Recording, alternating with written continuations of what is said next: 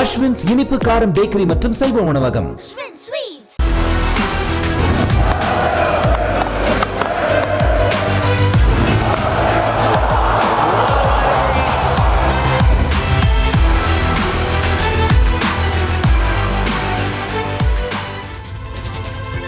ICC ஆடவர் T20 தரவரிசையில இந்திய இளம் வீரர் அபிஷேக் சர்மா 2வது இடத்தை பிடிச்சு அசத்தி இருக்க.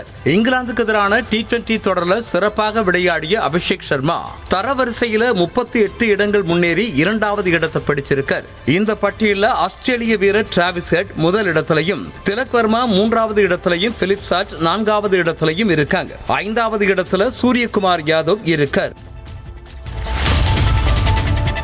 சாம்பியன்ஸ் டிராபி தொடர்ல இருந்து தென்னாப்பிரிக்க வேகப்பந்து வீச்சாளர் ஜெரால்ட் குட்ஸி விலகி இருக்க. தொடை எலும்பு காயம் காரணமா தென்னாப்பிரிக்க அணி விளையாடும் முத்தரப்பு ஒருநாள் போட்டிகளிலிருந்து விலகி இருக்கும் அவர் சாம்பியன்ஸ் டிராபி தொடர்லையும் விளையாட மாட்டார்னு தெரிவிக்கப்பட்டிருக்கு. இவரோட விலகல் தென்னாப்பிரிக்க அணிக்கு பின்னடைவை ஏற்படுத்தும்னு பார்க்கப்படுது.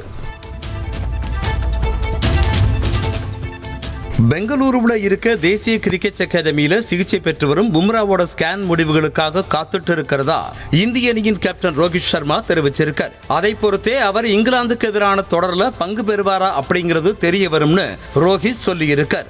பார்டர் கவாஸ்கர் தொடரோட கடைசி போட்டியில காயம் ஏற்பட்டதால பும்ரா சிகிச்சை பெற்று வர்றார். அவர் விரைவில் அணியில இணையணும்னு ரசிகர்கள் எதிர்பார்த்துட்டு வர்ற சூழல்ல பும்ராவோட சிகிச்சை குறித்த தகவலை ரோஹித் பகிர்ந்திருக்கார்.